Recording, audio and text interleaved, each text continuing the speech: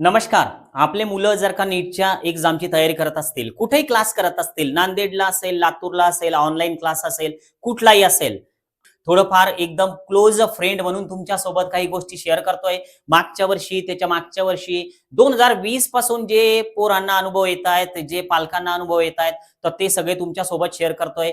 आपला मुलगा जी नीटची तयारी करतोय, तर त्याकडे लक्ष देणं हे एक जबाबदार पालक म्हणून आपलं कर्तव्य आहे का? तर हे नक्की एकदा आपल्या कमेंट बॉक्समध्ये या प्रश्नाचा आन्सर मला अपेक्षित आहे. कारण जेवढे पण लोक हा व्हिडिओ पाहतील, तर ते नक्कीच कमेंट बॉक्स चेक करतील की किती लोक आपल्या पोराबद्दल काय कमेंट करतायत, काही जागरूक आहेत का?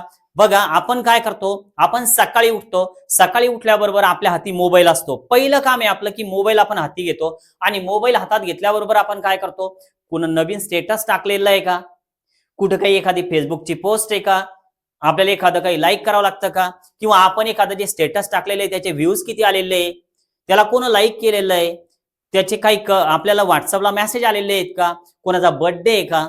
पण हे सगळं करत असताना आपलं पोरग तिकडं दिवसभर क्लास करून राहिलं, दिवसभर क्लासमध्ये बसून राहिलं, रात्री रात्र जास्तीत जास्त वेळ जागून अभ्यास करून राहिलं, परत सकाळी उठून पुन्हा त्याचं शेड्यूल पूर्ण बिझी आहे. मग ह्या दरम्यान त्याच्या तब्येतीची जी काळजी आहे, त्याची मानसिकता जी आहे, तर त्याच्या मानसिकतेपर्यंत पोहोचण्याचा आपण कधी प्रयत्न केलाय का? या प्रश्नाचं उत्तर मला कमेंट बॉक्समध्ये अपेक्षित आहे. की त्याचे क्लास महत्वाचे, त्याला डॉक्टर बनवणं महत्वाचं आहे, त्याची तब्येत महत्वाची आहे का आपला मोबाईल खेळणं महत्वाचं आहे? या सगळ्या प्रश्नांची उत्तरं तुम्हाला शोधायची, कारण ती एक सुज्ञ पालक म्हणून तुम्हाला माहिती असली पाहिजे. कारण आता समजा एखादा शेतकरी आहे, बिचारा सकाळी उठणारे, शेतात जाणारे, पोरानं सांगितलं सर बाबा मला ऑनलाईन क्लास करायचा, मोबाईल घेऊन दिला, अँड्रॉइड मोबाईल घेऊन दिला. सॉरी मी चुकून वेगळा अँड्रॉइडला वेगळंच म्हटलं, पण अँड्रॉइड मोबाईल घेऊन दिला, त्यामध्ये 5Gचं रिचार्ज करून दिलं. पोरग दिवसभर एका रूम मध्ये बसून राहिलं, पण ते काय पाहून राहिलं मोबाईलमध्ये, तर हे त्या बिचाऱ्या त्या बापाला काय समजणार आहे की आपलं पोरग ऑनलाईन क्लास करतं का अजून दुसरं काही एखाद्या पोरीसोबत चॅट करतं.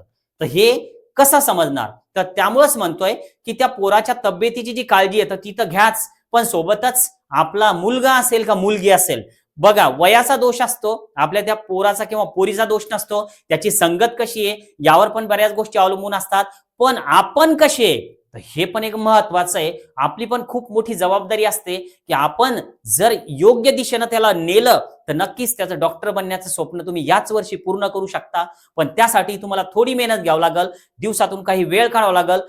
काही मुद्दे की जे तुम्हाला दररोज त्याचे चेकच करावं लागणार आहे. फक्त ऑनलाईन क्लासेसचे आलेले मार्क्स, सर बायोमध्ये एवढे पडले, फिजिक्समध्ये एवढे पडले, केमिस्ट्रीत एवढे पडले, काही कामाचे नाही. ते जर का समजा तिकडं काही अजून वेगळ्या नांदाला लागला असेल आणि तुम्हाला जर ते समजत नसेल, तर ह्या गोष्टी तुम्हाला केव्हा समजतील? सगळा विषय तुमच्या हातातून बाहेर गेल्याच्या नंतर ह्या गोष्टी समजतील. तर त्यामुळं आतापासून थोडा अलर्ट व्हा. काही गोष्टी की ज्या तुम्हाला पण माहिती असल्या पाहिजे. विश्वास ठेवा, पण आंधळा विश्वास ठेवू नका. सगळ्या गोष्टी अलर्ट होऊन चेक करत राहा. आम्ही समजा बायकोला तिकडे ठेवलेलं आहे पोरासोबत, पोराची मम्मी सोबत आहे किंवा पोराची आजी सोबत आहे, असू द्या, पण त्या बायांना बिचारांना तो मोबाईलमध्ये काय पाहतोय तर हे समजतंय का? किंवा तो ऑनलाईनला तो क्लासला जातोय, मग क्लासचे तुम्हाला मेसेज येत आहेत का? एखाद्या दिवशी जर तो ॲब्सेंट असेल किंवा तो क्लासमधून लवकर निघून आला तर ते मेसेज तुम्हाला येत आहेत का? तुम्ही कधी क्लासवाल्यांकडे चौकशी केली का की याचं प्रोग्रेस कसा आहे? तर ह्या सगळ्या गोष्टी तुम्हाला माहिती असल्या पाहिजे. आणि तुम्हाला याबद्दल तुमचं मत काय, नक्की एकदा कमेंट बॉक्समध्ये सांगा. नवीन असाल या चॅनलला सबस्क्राईब करायला विसरू नका. इथून समोरचे सगळे व्हिडिओज तुमच्या कामात येणार.